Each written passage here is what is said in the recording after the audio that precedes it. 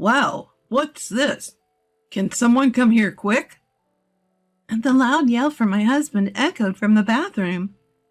As I rushed to see what was happening, the sight of my husband made me gasp.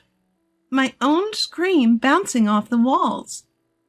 Looking at my mother-in-law and sister-in-law, their faces were clearly panicked. I bet they are the culprits. Earlier this morning, I overheard them talking. They were discussing something outrageous, like sending me to the afterlife, putting an end to me. The real target is me. Even the thought of what would have happened had I been the one in there is too terrifying to bear. I'll never forgive them. As I made up my mind, I noticed my husband standing next to me. Seemed to share my sentiment. I'm Betty, 35 years old. I work in a call center. My husband Tim, who is the same age as me, works in a factory. We met at a 24/7 fitness gym. I've been going to the gym for 3 years now, so I have a regular crowd I see there. Most of the time, I didn't interact much, just listened to music with my earbuds in, silently doing my workout. One morning, as I was about to use the machine at the gym, the belt on the machine slipped off. Never having had this happen before, I panicked, thinking I might have broken it. At that hour, there was no staff around. With tear-filled eyes, I looked around helplessly. No matter what I did, I couldn't fix it. That's when my husband approached me. Are you okay? This thing has been slipping off quite often recently, he said, easily fixing it. Thank you so much. I thanked him with a relieved face. Tim's body was muscular and he was of good build, one of the regulars I often noticed. After that, we started talking whenever we met. The fact that we were the same age, had irregular working schedules, and other commonalities brought us closer, and before I knew it, we had become quite close. Despite not knowing each other for a long time, we could chat openly like old friends. I was really comfortable around him. 3 months after our first conversation, we started dating. After dating for 2 years, we decided to get married. I was so happy when he proposed, I immediately said yes. That same day, however, Tim struggled to say, Betty, it's okay to say no if you don't like it, but would you consider living with my family? I hadn't thought about living with his family and didn't know what to say. Tim continued, We'll put locks on our room to protect our privacy. You won't need to do household chores either. I know your job can be irregular and it's tough. My mom and sister aren't working. If they give you any trouble, I'll protect you. My mom hurt her leg, and it seems like they could use an extra pair of hands around the house. I could tell he was considering my comfort in the situation. He must have also noticed that I was not entirely pleased with the idea. I knew his mother had been hospitalized for a while after a fall in the bathroom. Even so, it was a tough decision. I couldn't easily agree to this. I suggested, how about I meet your mom and sister first, and then make my decision? Tim seemed relieved when I said that. A week later, we went to greet his family at his parents' house. Tim lost his father 5 years ago. His mother apparently worked as an administrative assistant until retirement. His sister is 3 years older than us, and recently started living with them after getting divorced. Hello there! Thanks for coming! Tim's mother welcomed us with a smile as we entered the house. Upon hearing her voice, his sister came to the entrance and greeted us energetically. Nice to meet you. I'm Tim's sister.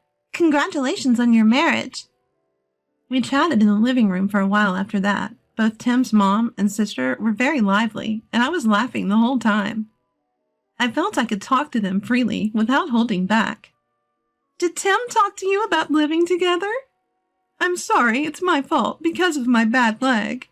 His mother apologized on our way out. We won't disturb your newlywed life, Tim's sister assured me too. After meeting and talking to them directly, I felt it might be okay living with them. So I responded, of course, I'd be glad to. Everyone looked relieved and thanked me. I can't say I was completely without concerns, but I felt we could build a happy home together with these people. A month later, I started living at Tim's family home. Just as Tim had promised, our room had a lock and his mother and sister couldn't come in. Thinking about our newly married life started making me feel excited. Both my husband and I have jobs with irregular schedules, and we often have night shifts. While we were unpacking after the move, we realized we might often miss each other, but we made a point to cherish the time we spent together. My mother-in-law and sister-in-law were just as cheerful and kind as when we first met. They took care of most of the housework, so I only had to help out a bit. I noticed my mother-in-law having trouble walking, so I decided to do what I could in her stead. However, one day, my husband was at work, and I was off after a night shift. I got home in the early morning, and when I woke up in the afternoon, I found my mother-in-law and sister-in-law at the dining table. Hey, don't you think you should be more proactive about doing chores? My sister-in-law asked, to which I was taken aback. As I was at a loss for words, my mother-in-law chimed in. It's nice to be healthy and just stay in your room all the time, isn't it? Their tone was so unlike their usual selves that I wondered if I was dreaming. I'm sorry, I'll be more careful from now on. I responded timidly, to which my sister-in-law replied, Don't tell Tim anything unnecessary. Okay, I understand, I replied, and went to the bathroom to wash my face. I wasn't sure whether I was dreaming or not, but I realized that despite what my husband said, I had been relying too much on my mother-in-law and sister-in-law for housework. Feeling a bit of remorse, I took on more chores that day. However, they seemed displeased with my housekeeping and remanded me multiple times. As I was cooking dinner, my husband came home. My mother-in-law and sister-in-law were sitting on the couch watching TV. Is Betty cooking dinner? She must be tired from her night shift, he said with a surprised look on his face, and started to say something to my mother-in-law and sister-in-law. But before he could, I interjected. No, it's okay. I wanted Tim to have some of my homemade cooking for a change. I decided to take charge of dinner tonight. My husband seemed very pleased. During dinner, my mother-in-law and sister-in-law were completely different from the afternoon, saying, This is delicious, Betty. You're really good at cooking. And, Teach me how to make this next time, in a cheerful manner. I thought to myself, these people must be two-faced. From then on, they became strict with me on days when my husband was at home. I used to live alone, so it's not that I can't do housework. Their frequent criticism was somewhat annoying, but I went about my chores smoothly, though they always seemed dissatisfied.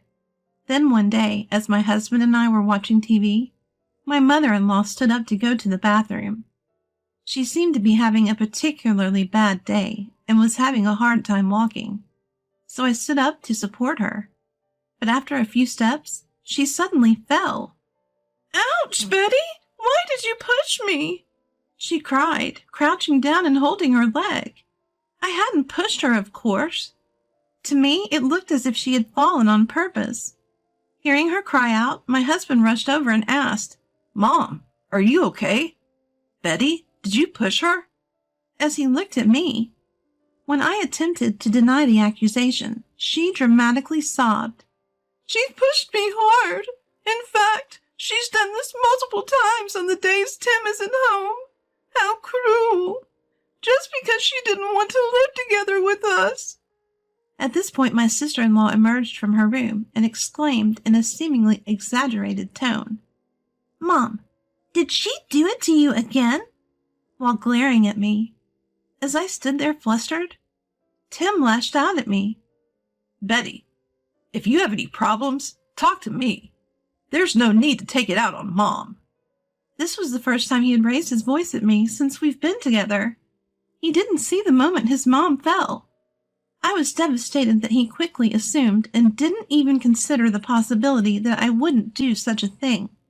I didn't do anything, I said, tears welling up in my eyes.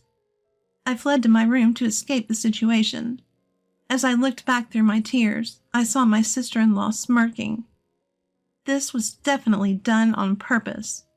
After a while, Tim came back into the room and said, "I'm sorry for yelling earlier. Maybe because Mom has trouble walking. It seemed to her like she was being pushed. You don't have to worry about it." It was nice of him to apologize, but he didn't seem to even consider the possibility that his mom had deliberately fallen. It also seemed like he didn't fully trust me. From then on, fearing more false accusations, I stopped helping my mother-in-law as much. About a month later, I finished my night shift and got home around 4 a.m. It was usually a time when everyone was asleep, so I quietly entered the house. But on that day, it felt like someone was awake.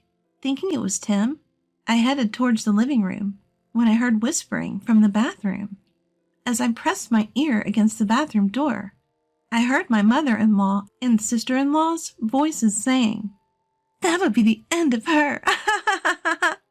She is going to like the other side." I was shocked by the conversation I'd overheard. I was terrified, wondering what they might do to me. Careful not to alert them, I quietly made my way to my room. I got into bed without taking a shower, but I couldn't sleep as their conversation kept replaying in my mind. The next day, I was scheduled to attend a friend's wedding. I had hardly slept due to fear, not knowing what they might do to me if I stayed in this house. But I said to Tim, "I'm going shopping for tomorrow's wedding," and left the house at the same time as him. Tim looked concerned, asking, "Haven't you slept at all?" That day, I decided to contact Tim so we could have dinner together and return home. I couldn't bring myself to tell Tim about what I overheard in the morning. When we got home, Tim said, "There's a show I want to watch tonight," and sat down on the couch.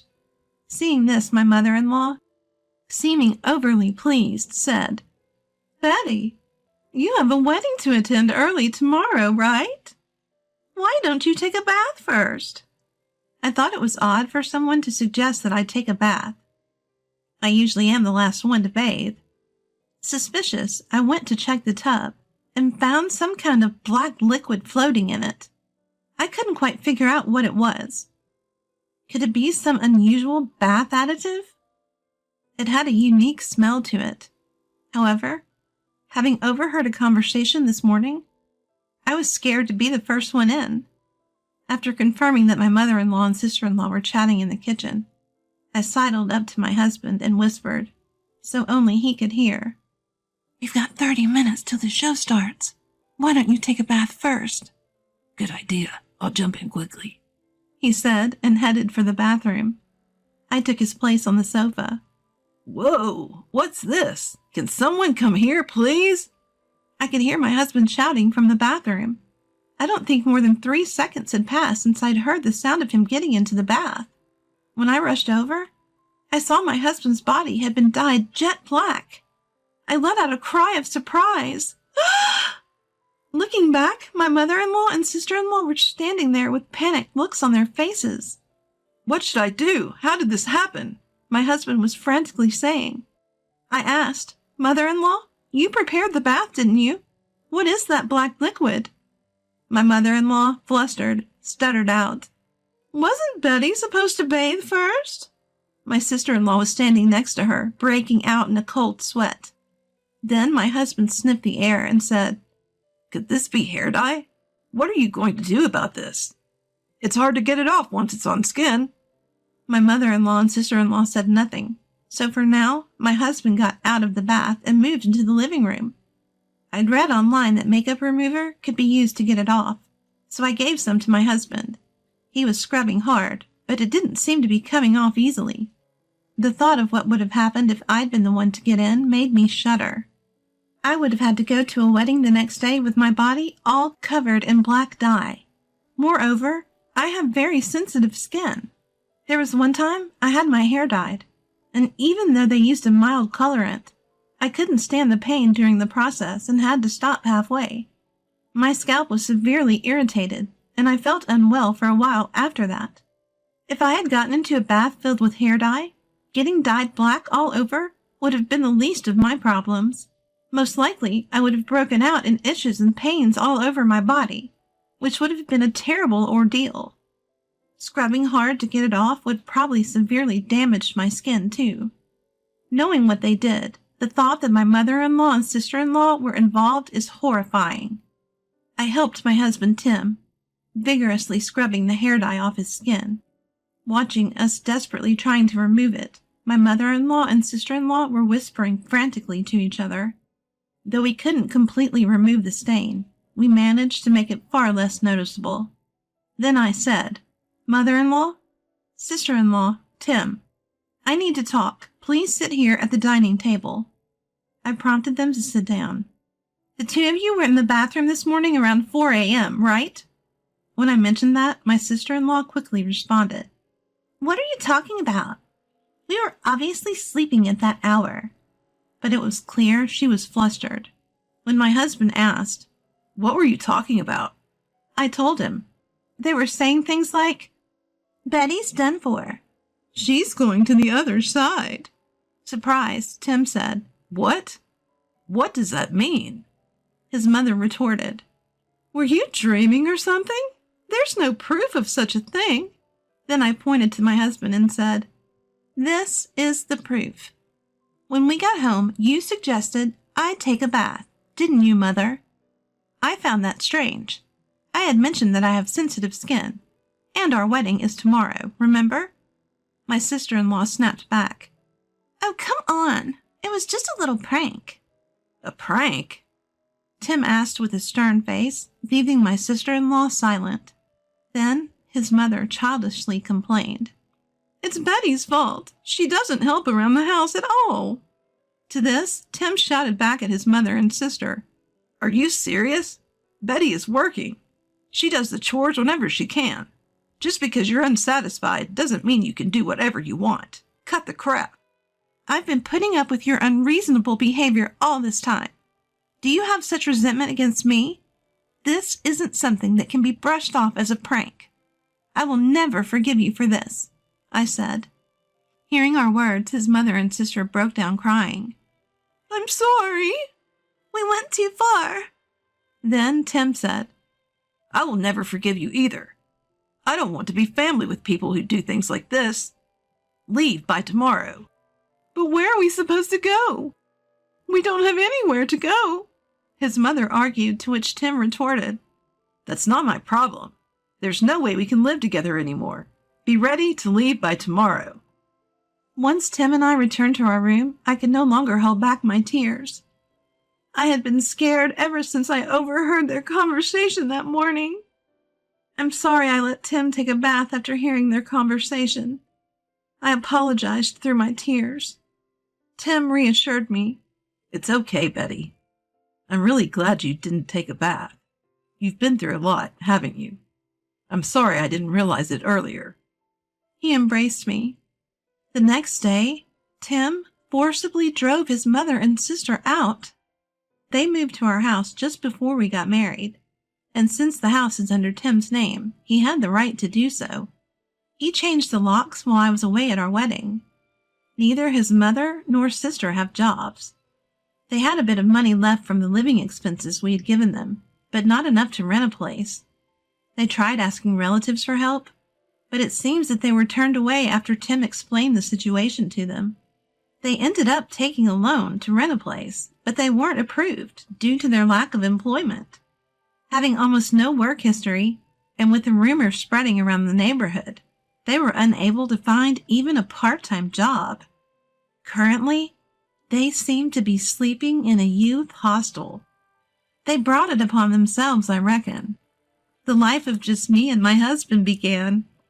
Though we often have conflicting schedules, we exercise together at the gym or go for a morning run when our timings align.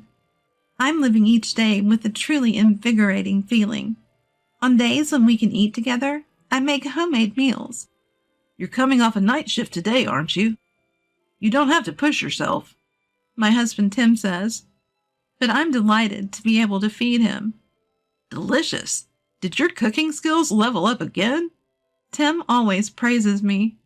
These moments are my happiness. Though there may be difficulties in the future, I want to live our lives helping each other.